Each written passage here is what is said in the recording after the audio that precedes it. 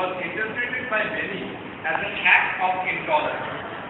We the Hindus believe that Hinduism is a religion of synthesis, acceptance and tolerance. And the Western academia tells us that we follow a pagan religion that is a compilation of nomadic Aryan myths. That it is a pantheon of 36 crore gods and goddesses. And so today's question is, if there is already crores of gods, what's the problem of adding one more? After all, that will testify how tolerant the Hindus are. Unfortunately, the parameters by which we define ourselves are actually demarcated by the West. The West is only accustomed with the Semitic religion, that is Judaism, Christianity and Islam.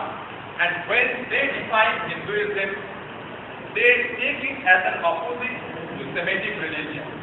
So if the Semitic religions have a book, Hinduism is bookless. If they have one God, then Hinduism has many gods. If Semitic religions are exclusive, then Hinduism is inclusive.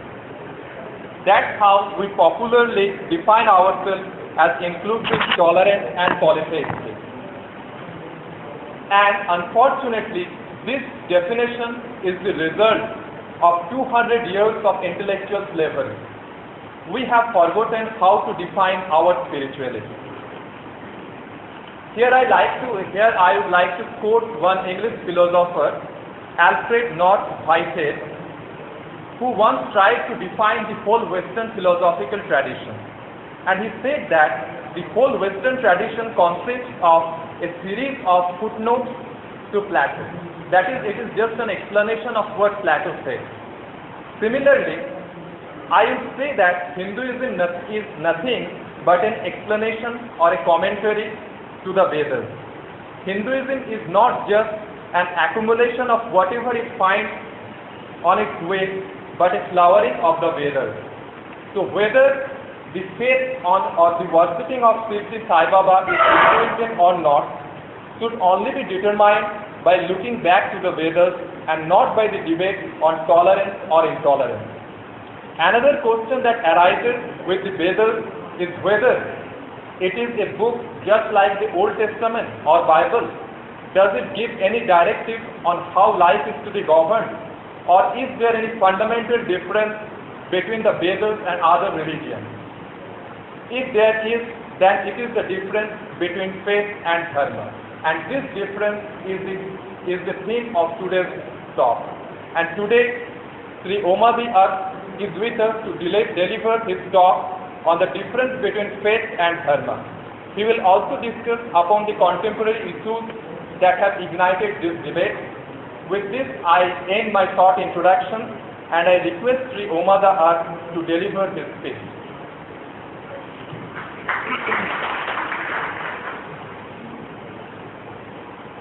आप सबको मेरा प्रणाम। आज दो समस्याएं एक साथ हैं। एक तो आज आपके पास माइक नहीं है और दूसरा कुछ दिनों से मेरी तबीयत ठीक नहीं है, मेरे मुंह के ऊपर ही एक फोड़ा हुआ है, इस वजह से शायद मेरी भी आवाज़ थोड़ी सी कम रहेगी, लेकिन फिर भी आप सब सुनने की कोशिश करिएगा और मैं कुछ सुनाने की कोशिश करूँगा जितनी देर मेरी तबीयत साथ दे रही है।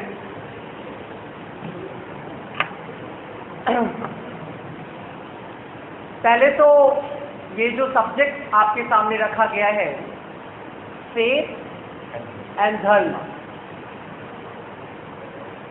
ये बहुत सोच करके आज कई मेरे पास सब्जेक्ट थे बोलने के लिए, कई टॉपिक्स दिए गए थे, लेकिन इस टॉपिक को हमने सेलेक्ट किया था क्योंकि इस वक्त जो एक देश में एक माहौल चल रहा है वो थोड़ा विचित्र सा है। एक खास कम्युनिटी जो कि एक पर्टिकुलर गुरु के प्रति या ईश्वर के प्रति समर्पित है, उसका दूसरे उसी के भाइयों से यूँ कह सकते हैं एक भेद पैदा हो गया है। साफ साफ शब्दों में तो आप सबको पता है कि स्वरूपानंद सरस्वती जो शंकराचार्य पीठ पर हैं, उन्होंने पिछले दिनों एक कमेंट किया कि जो साईं बाबा के भक्त हैं उन्हें थोड़ा सतर्क होना चाहिए, सनातन धर्म के देवी देवताओं के साथ साईं बाबा की मूर्ति को नहीं मिलाना चाहिए, उनके मंत्रों में साईं बाबा का नाम नहीं मिलाना चाहिए। इसके बाद उन्होंने ये भी कहा कि राम और कृष्ण के साथ साईं का नाम नहीं जोड़ा जाना चाहिए। इसके बाद पूरे देश में बहुत ज़मीन पे तो बहुत बड़ा विवाद नहीं दिखाई देता है, लेकिन कम से कम मीडिया के रंगमंच पर तो बहुत बड़ा विवाद दिखाई दे रहा है। काफ़ी बड़ी मात्रा में साईं भक्तों ने काफ़ी विरोध भी किया। कुछ जगहों पर जो शंकराचार्य समर्थक थे उन्होंने विरोध किया।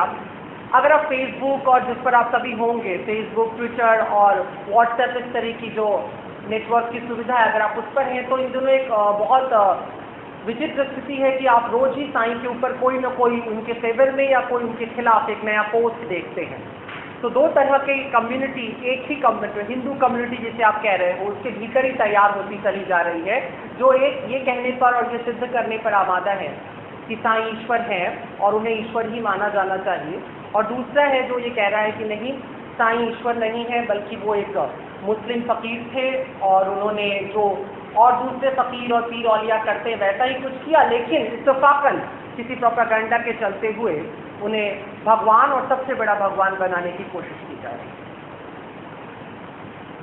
तो सवाल यहाँ पर आता है कि एक और शब्द इसके बीच में आता है जिसके बारे में स्वरूपानंद सरस्वती ने कहा था कि ये हमारे धर्म के बाहर है, और उस पर तमाम मीडिया और कई सो कॉल्ड इंटेलेक्चुअल ये सवाल उठा रहे हैं कि हिंदू धर्म या सनातन धर्म तो सबसे अधिक सहिष्णु, सबसे अधिक फ्लेक्सिबल, लचीला और खुला हुआ धर्म है, तो इसके अंदर ये फतवागिरी कब से शामिल होने लगी या कैसे इसके अंदर इसे टॉलरेट किया जाएगा।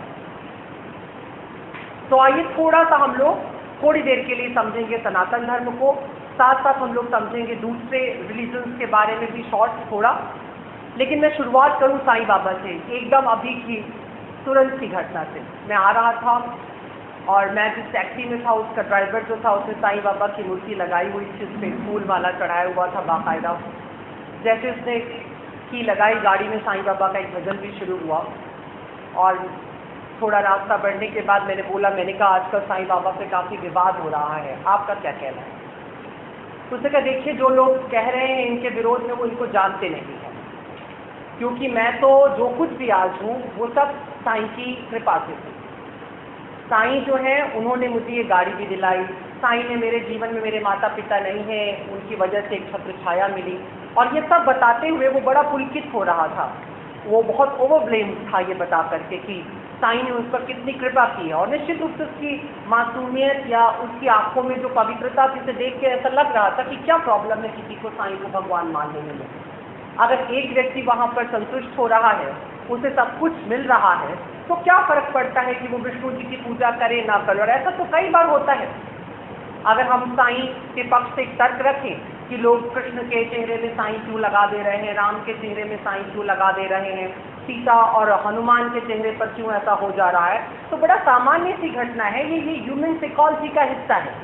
हम जब किसी को बहुत ज़्यादा पसंद करने लगते हैं तो हर जगह हमें उसका चेहरा दिखाई देने लग जाता है, या हम इम्पोज करना शुरू कर देते हैं। कई बार ऐसा नहीं होता, अगर आप सिनेमा बैठ करके देख रहे हैं तो राज की जगह आपका चेहरा दिखाई देता है, सिमरन की जगह आपकी प्रेमिका का चेहरा दिखाई देता है। बहुत बार ऐसा होता है, आप इम्पोज करते हैं। यदि ऐसा आप छोटा छोटा इम्प्रेशन अपने चारों तरफ बनाते हैं तो डेफिनेटली बड़े इम्प्रेशन भी आप तैयार करेंगे। तो मुझे लगा कि ठीक है, अगर ऐसा किया जा रहा है तो बहुत ही अच्छा है। फिर उसने भी ये तर्क रखा मेरे सामने। मैंने उसको यूं ही कहा कि देखो, तुम लोग रामचंद्र को इसी जगह साईं बाबा की तस्वीर लगा देते हो तो बड़ा खराब लगता है, मानो कि तुम्हारी पत्नी के बगल मैं अपनी फोटो लगा दूं, तो बट ऑब्वियस तुम्हें बहुत ऑकवर्ड लगेगा। तो तार्किक रूप से बेचारा चुप हो गया, लेकिन बावजूद उसकी आस्था में लेश मात्र की कोई कमी नहीं आ रही। न मेरी ऐसी कोई चेष्टा थी कि मैं उसकी आस्था को कमजोर करूं। पर ये जो घटना बता रहा हूँ, ये कई दिनों से लगातार मेरे आसपास हो रही है। मैं हरिद्वार में था, वहाँ भी कई संत महात्मा इसको पूछ रहे थे। अभी भी एक महात्मा मुझे फोन करके बातें कर रहे थे, पूछ रहे थे कि भाई ये बहुत अच्छा नहीं लग रहा है कि साईं के बारे में जिस तरह से बवाल खड़ा किया जा रहा है। कुछ कह रहे हैं कि नहीं, बहुत गलत काम है। तर्क थोड़ा सा बीच में से खोया हुआ है। हम लोगों को इसलिए तर्क की आवश्यकता पड़ जाती है बार बार, क्योंकि सनातन धर्म की बुनियाद जो है वो तर्कों पर है। इसे हमेशा याद रखिएगा। मैंने एक बार धर्म पर भाषण देते यहीं पर कहा था, इसी जेएनयू के कैंपस में कहा था कि सनातन धर्म के अतिरिक्त पूरे विश्व में कोई भी धर्म नहीं है, सभी संप्रदाय पंथ हैं। मैं फिर उसे आज रिपीट करता हूं कि पूरे विश्व में सनातन धर्म के अतिरिक्त कोई दूसरा धर्म नहीं है। क्यों नहीं है, उसकी तार्किक व्याख्या को समझना जरूरी होगा, क्योंकि यह अजीब लगता है। एक मुसलमान कह सकता है साहब उसके पास धर्म नहीं है, एक ईसाई कह सकता है उसके पास धर्म नहीं है, एक यहूदी कह सकता है उसके पास धर्म नहीं है, एक पारसी कह सकता है उसके पास धर्म नहीं है। तो या तो मैं पूर्वाग्रह से ग्रस्त हूं, ये थोपने के लिए बाध्य हूं कि सिवाय सनातन धर्म के कोई दूसरा धर्म नहीं है, अथवा कोई तर्क होना चाहिए। तो इससे पहले कि हम सनातन धर्म पर आए, हम पहले दुनिया के कुछ बहुत महत्वपूर्ण, जो अपने को गैर सनातनी कहते हैं, उन तथाकथित धर्मों के बारे में जरा सा और उनकी सिमिलरिटी के बारे में बात करते हैं। थोड़ा सा अभी सुदीप ने जिक्र भी किया था कि दुनिया में जितने भी बड़े धर्म हैं, प्रधान धर्म हैं, कम से कम हिंदू समुदाय से जो ज्यादा संख्या में है, जैसे ईसाई लगभग 2 अरब के आसपास पूरी दुनिया में, मुसलमान लगभग 1.5 अरब के आसपास पूरी दुनिया में, बुद्धिस्ट बहुत बड़ी संख्या में, यहूदी, उसके बाद बहाई लोग, सिख समुदाय भारत में जो, उसके अलावा और भी कई समुदाय। इन सब में कॉमन बात जो दिखाई देती है वो ये है कि इन सभी के पास कुछ चीजें हैं। जैसे इन धर्मों को लाने वाला कोई व्यक्ति है, कोई एक व्यक्ति जो इस धर्म को लेकर के आता है। कुछ लिंक हैं, जैसे कि जूई, यहूदी जो पश्चिम में पूरी धर्मत्रयी तैयार करते हैं, 3 महत्वपूर्ण दुनिया के रिलीजन को जन्म देते हैं, चाह के नहीं अनचाहे में। लेकिन उनका एक पैटर्न सेट होता है कि ईश्वर खुद नहीं कभी आता, ईश्वर को देखा नहीं जा सकता, ईश्वर पवित्र है, ईश्वर दंड देता है, और अगर तुम ईश्वर के अनुसार चलते हो तो ईश्वर तुम्हें लाभ देता है, अगर तुम ईश्वर के विरुद्ध होते हो तो ईश्वर तुम्हें दंड देता है, तुम्हें सजा देता है। तो यहूदी समुदाय ने एक ऐसे ईश्वर की परिकल्पना की जो सजा और जजा, जो फायदा और नुकसान, जो पनिशमेंट और बेनिफिट, दोनों चीजें अपने बंदों तक पहुंचाता। और एक बड़ी श्रृंखला रही, अब्राहम से लेकर के इस्माइल और फिर उसके बाद मोसेस तक एक बड़ी श्रृंखला रही उनके पैगंबरों की, प्रॉफिट्स की, जो लगातार आते रहे और ये बताते रहे अपने समुदाय में कि अब ईश्वर ने ये नई वाली बात बोली है, अब ईश्वर ने ये नई वाली बात बोली है। अल्टीमेटली ओल्ड टेस्टामेंट के अंदर वो सारी बातें तौरेत के अंदर इकट्ठा कर ली गई और एक किताब हो गया, और उस किताब को ले आने वाला मोसेस एक महत्वपूर्ण पैगंबर हो गया, और वहां पे पैगंबरी यहूदियों ने रोक दी। अगर आप यहूदियों के अनुसार देखते हैं तो यहूदी कहते हैं अब मोसेस ही दोबारा लौटेंगे, कभी बीच में कोई नया पैगंबर नहीं आएगा। आखिरी पैगंबर जो आकर के गया वो यहूदियों के हिसाब से मूसा या मोसेस। लगभग 3000 साल पहले या 2500 साल पहले स्टैब्लिश हुए इस धर्म को अभी 500-800 साल ही बीते होंगे कि फिर उनके बीच में से एक और पैगंबर उभर करके आता है जो कहता है कि मूसा तो सिर्फ पैगंबर था, लेकिन मैं खुदा का बेटा हूं, खुदा की औलाद हूं। एक अगला नबी, एक अगला पैगंबर जिसे हम जीसस या ईसा मसीह कहते हैं, कुंवारी मरियम से पैदा हुआ। उसने न्यू टेस्टामेंट, नई, इसको नया संदेश, नई कथा, नई गाथा, ईश्वर की नई बात कहते हैं, वो दिया उसने। और जाते जाते उसने ये बात भी कही कि अब मैं दोबारा लौट करके तुम्हें मिलूंगा क़यामत के दिन, मेरे बाद और कोई नहीं होने वाला है, ना कोई पैगंबर ना कोई नबी। ईसा को गए लगभग 600 साल बीत रहे होंगे कि फिर एक और किताब ईश्वर को उतारनी पड़ती है, फिर एक नया पैगंबर उसे चुनना पड़ता है, फिर से एक नया समुदाय खड़ा होता है। ये है इस्लाम, मुसलमान। पैगंबर है मोहम्मद, किताब आती है कुरान, और अब ये कहा जाता है कि पीछे के जो नबी थे जो सारे पैगंबर थे वो सब मान्य है, लेकिन आखिरी पैगंबर अब ये आए हैं, द लास्ट प्रॉफिट मोहम्मद। इसके बाद कोई पैगंबर नहीं। अब जो भी कुछ मानना है तुम्हें इस किताब को मानना है, और जो पैगंबर ने कहा है या किया है, मैंने सुन्नत और हदीस, कुरान, सुन्नत और हदीस, इन 3 चीजों को तुम्हें मानना है। और इसके आधार पर अब खुदा तय करेगा कि कयामत के रोज किसको जन्नत में होना है, किसको दोज़ख में होना है। ईसा मसीह ईश्वर के नबी हैं, ईश्वर के पुत्र नहीं, ऐसा कहने वाले शैतान के भड़काए हुए हैं या बहकाए हुए, ये इस्लाम कहता है। ईसा को मानता है, लेकिन ये नहीं मानता है कि ईसा ईश्वर का पुत्र है और वो स्वयं ईश्वर के सिंहासन पर कर मिलेगा। लेकिन ईसाई कह रहा है कि कल ईश्वर के सिंहासन के ऊपर ईसा मिलने वाला है। यहूदी कह रहा है कि ईसा कुछ नहीं है, ये झूठ और फरेब है, जो आखिरी था वो मूसा था। लेकिन एक कॉमन बात थी उन तीनों धर्मों में, जो दुनिया में सबसे अधिक संख्या में पड़े हुए, भले ही यहूदी बहुत थोड़ी सी संख्या में, उसका कारण ये है कि यहूदियों ने कन्वर्जन नहीं किया। यहूदी रक्त के संबंध पर विश्वास करते थे, रक्त की शुद्धता पर विश्वास करते हैं। वो ये मानते हैं कि जो यहूदी का पुत्र है सिर्फ वही यहूदी हो सकता है, अगला कोई नहीं। यहूदी एक विशेष जाति है जिसको ईश्वर ने धरती पर हुकूमत करने के लिए भेजा है, और हमारे चाहे या अनचाहे अभी तक तो यहूदी ही हुकूमत कर रहा है इस धरती के ऊपर। आपके विश्व गुरु होने से कोई ज्यादा फर्क नहीं पड़ रहा है। दुनिया की इकोनॉमी यहूदियों के हाथ में है, दुनिया का एंटरटेनमेंट यहूदियों के हाथ में है, दुनिया की पॉलिटिक्स घुमा फिरा करके यहूदियों के हाथ में है, एकेडमी यहूदियों के हाथ में है, फिलॉसफी यहूदियों के हाथ में है। आप रात को क्या सपना देख रहे हैं, उसका इंटरप्रिटेशन क्या होना चाहिए, वो भी यहूदियों के हाथ में है। आपके पास वो भी नहीं है। अगर आपने रात में सांप देखा और उसको लेकर के आप परेशान हुए और किसी डॉक्टर के पास पहुंचे, तो वो डेफिनेटली सामुद्रिक शास्त्र में से देख करके नहीं बताएगा कि सांप का अर्थ है कि आपको धन प्राप्ति होने वाली है, बल्कि वो ये बताएगा कि आपकी दमित काम इच्छा है जो सांप के रूप में नजर आ रही है। ऐसा ही सिगमंड फ्रायड ने कहा।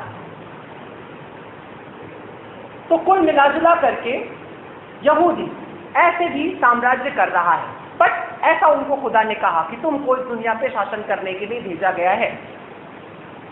लेकिन उसके बाद का जो समुदाय है उसने भी यहूदी पैटर्न को नहीं छोड़ा। जो कथाएं यहूदियों ने बनाई थी, मैंने एक बार और भी शायद कहा था, फिर रिपीट कर दूं कि दुनिया में सबसे अधिक कहानियां 2 जातियों ने बनाई, यहूदियों ने और फिर ब्राह्मणों ने। या तो भारत में कहानियां रची गई और या तो फिर जूस लोगों ने कहानियां रची, बेशुमार कहानियां बनाई। तो जितनी कहानियां यहूदियों ने तैयार की थी, उन कहानियों को मेंटेन करते हुए ईसाईयत खड़ी होती है। वही आदम, वही हवा, वही नूह, बस थोड़ा थोड़ा फर्क आता है। यहूदियों के पास हवा शैतान की बेटी है, शैतान की औलाद। ईसाइयों के पास शैतान की भटकाई और बहकाई हुई। लेकिन इस्लाम में आते आते वो आदम की पसली से निकाल करके बनाई गई। पर आदम वही है, हव्वा वही है, जन्नत का बाग वही है, खुदा की नाफरमानी वही है, ईश्वर के खिलाफ हो जाना वही है, और ईश्वर का जन्नत से निकाल देना वही है। और उसके बाद ता कयामत जन्नत का इंतजार ठीक वैसे ही है अभी तक। तुम कब्र में जाओगे, तुम्हें कब्र में रखा जाएगा और तुम्हें उस दिन कब्र से उठाया जाएगा जिस दिन खुदा क़यामत लेकर के आएगा। उस दिन सारे मुर्दों को कहेगा उठ जाओ, और सारे मुर्दे उठ जाएंगे। ईसाई ये सोच करके कब्र में जा रहा है कि जैसे ही आवाज आएगी वो उठेगा और सामने ईसा मसीह मिलेंगे और वो सीधा जन्नत में दाखिल हो जाएगा। यहूदी ये सोच के कब्र में जा रहा है कि जैसे ही आवाज आएगी मूसा उन्हें मिलेंगे और वो सीधा जन्नत में दाखिल हो जाएगा। मुसलमान ये सोच के कब्र में जा रहा है कि जैसे ही आवाज आएगी पैगंबर मोहम्मद का इशारा मिलेगा और वो सारे के सारे जन्नत में चले जाएंगे। लेकिन ठीक इसके विपरीत एक और बात सोची जा रही है। यहूदी कब्र में जाते जाते ये सोच रहा है कि मुसलमान और ईसाई दोज़ख में जाने वाले, सिर्फ जन्नत में हम जाने वाले। ईसाई कब्र में जाते जाते सोच रहा है कि यहूदी और मुसलमान दोज़ख में जाने वाले हैं, सिर्फ हम जो अपने बाप के साम्राज्य में पहुंचेंगे, खुदा के दरबार में पहुंच जाएंगे। और मुसलमान बड़े इत्मीनान से कब्र में ये सोचते हुए जा रहा है कि उसके पिछले वाले दोनों भाई दोज़ख में जाने वाले, यहूदी और ईसाई, लेकिन हम जन्नत में जाने वाले। एक ही जैसी कहानी, एक ही जैसा अल्लाह, एक ही पैटर्न, एक ही खुदा का तरीका, वही सब सृष्टि बनाने का तरीका, वही 6 दिनों की दुनिया, 6 दिनों में दुनिया तैयार, वही कुछ दिनों बाद क़यामत। एक किताब और शर्त एक कि तुम्हें यकीन करना होगा, तुम्हें फेथ लाना होगा, विश्वास लाना होगा तौरेत के ऊपर, तुम्हें विश्वास लाना होगा बाइबल के ऊपर, तुम्हें विश्वास लाना होगा कुरान के ऊपर। विश्वास महत्वपूर्ण हो गया, तुम्हें फेथ करना होगा कि ऐसा ही ईश्वर ने कहा था और इस आधार पर चलने पर ही तुम्हारी मुक्ति है। ध्यान देना, अब इसके बाद दुनिया में जितने भी रिलीजन खड़े होते हैं इस्लाम के बाद, वो कमोबेश इस्लाम से प्रभावित होते चले जाते हैं या ईसाइयत से। जैसे सिख धर्म की पूरी अवधारणा इस्लाम पर आधारित है। इस्लाम के विपरीत आप जो भी कुछ करते चले जाएंगे, लगभग वो सब सिख धर्म का हिस्सा बनता चला जाएगा। वहां भी शर्त है कि अंतिम गुरु गोविंद सिंह आके चले गए, अब इसके बाद कोई दूसरा गुरु नहीं आएगा। ये हो गई विश्व के महत्वपूर्ण धर्मों की व्याख्या, जिसमें लगभग 3 अरब के आसपास, उससे भी ज्यादा 3.5 अरब से ऊपर के लोग जिसके अंदर डूबे हुए। एक धर्म भारत से भी निकल करके पूरे विश्व में बड़ा लोकप्रिय होता है, भारत में नहीं हो पाता है, वो है बुद्ध धर्म, बौद्ध।